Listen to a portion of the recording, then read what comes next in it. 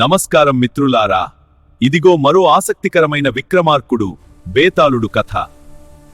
తెలివిని పరీక్షించే ప్రశ్నతో ఈ కథ ముగుస్తుంది. మళ్లీ శ్మశానానికి వచ్చిన ధైర్యవంతుడు విక్రమార్కుడు చెట్టుపై వేలాడుతున్న బేతాళుడిని భుజంపై వేసుకుంటాడు. రాజా, ఈసారి కథ ఇంకా ఆసక్తికరంగా ఉంటుంది.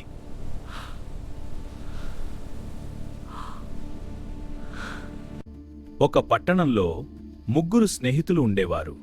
ఒకరు ధనవంతుడు, ఒకరు బలవంతుడు, మరొకరు జ్ఞానవంతుడు. వారంతా ఒక అమ్మాయిని ప్రేమించారు. ఒకరోజు ఆమె తీవ్ర అనారోగ్యానికి గురైంది.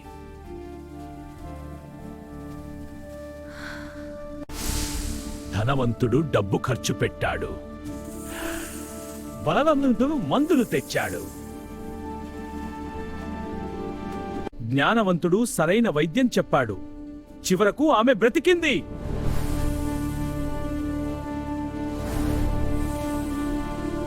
రాజా, ఆ అమ్మాయిని ఎవరు పెళ్లి చేసుకోవాలి? ధనవంతుడా లేదా జ్ఞానవంతుడా? తెలుసుకుని కూడా మాట్లాడకపోతే నీ తల పగులుతుంది. డబ్బు బలం తాత్కాలికం, కాని సరైన జ్ఞానం ప్రాణాలను కాపాడుతుంది. అందుకే జ్ఞానవంతుడే ఆమెను పెళ్లి చేసుకోవాలి. సమాధానం వినగానే బేతాళుడు పెద్దగా నవ్వి మళ్లీ చెట్టుపైకి వెళ్ళిపోయాడు.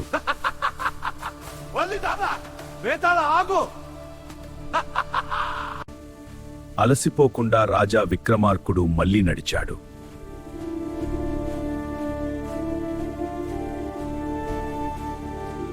జ్ఞానం అన్నిటికంటే గొప్పది.